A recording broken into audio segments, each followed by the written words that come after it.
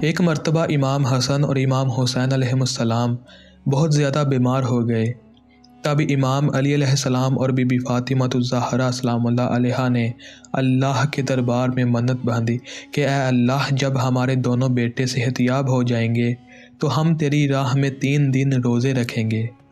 اللہ کے کرم سے جب دونوں شہزادے صحت یاب ہو گئے تو امام علی علیہ السلام نے بی بی فاطمہ الزہرا سلام اللہ علیہا سے فرمایا، فاطمہ، ہم نے جو اپنے شہزادوں کی صحت یابی کے لیے 3 روزوں کی نیت کی تھی، میں چاہتا ہوں کہ یہ روزے آپ کے بابا اللہ کے رسول حضرت محمد مصطفیٰ صلی اللہ علیہ وآلہ وسلم کے ساتھ افطار کریں۔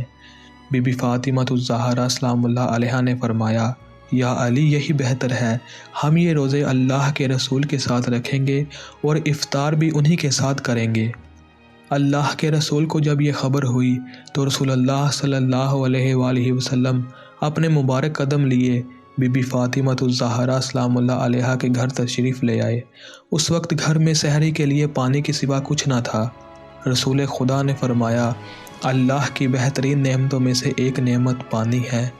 رسول خدا نے پانی پیا اور روزے کی نیت کر لی۔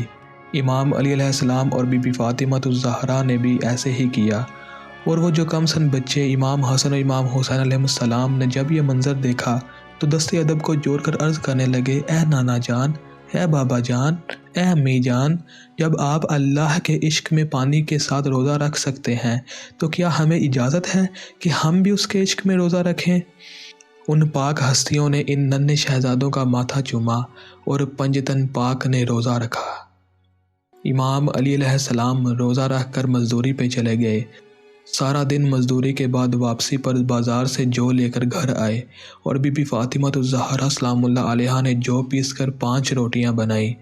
افطاری کا وقت ہوا، اللہ کے رسول گھر میں تشریف لائے، دسترخوان سجا، اللہ کے رسول امام علی علیہ السلام، بی بی فاطمہ الزہرا سلام اللہ علیہا، حسن و حسین علیہ السلام دسترخوان پر بیٹھے اور بی بی پاک سیدہ سلام اللہ علیہا نے 5 روٹیاں پنجتن پاک میں تقسیم کیں۔ جیسے ہی افطاری کا وقت قریب آیا، اتنے میں دروازے پر کوئی آیا اور کہنے لگا، میں غریب ہوں، بھوکا ہوں، فقیر ہوں، اللہ کے نام پہ مجھے کوئی کھانا کھلا دے۔ جیسے ہی یہ آواز رسول خدا نے سنی تو آپ فرمانے لگے، یا علی، میری یہ روٹی اس فقیر کو دے آئیں۔ امام علی کہنے لگے، یا رسول اللہ، میں بھی اپنی روٹی اس فقیر کو دوں گا۔ بی بی فاطمہ اور حسن و حسین بھی کہنے لگے کہ ہم بھی اپنی روٹیاں اسے دیں گے۔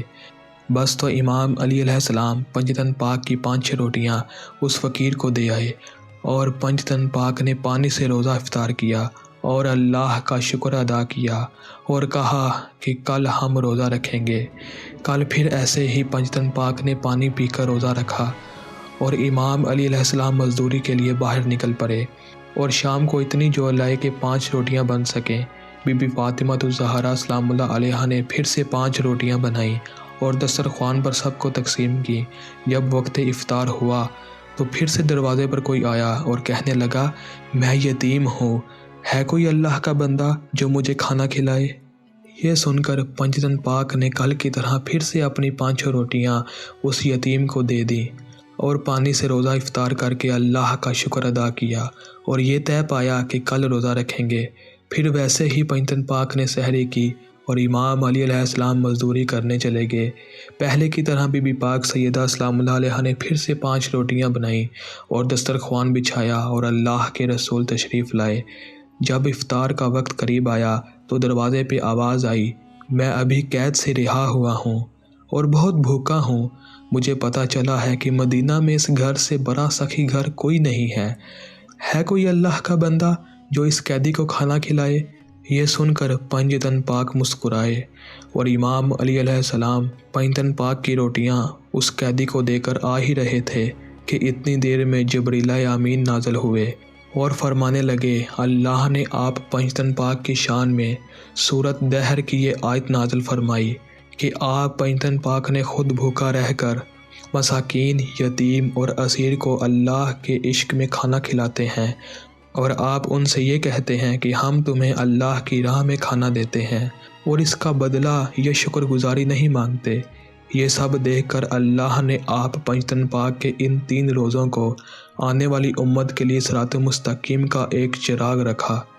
سلام ہو اللہ کے رسول پر، سلام ہو بی بی فاطمہ الزہرا سلام اللہ علیہا پر، سلام ہو شیر خدا مولا علی علیہ السلام پر، سلام ہو جنت کے سرداروں پر، اور سلام ہو فرشتہ وحی جبرائیل پر۔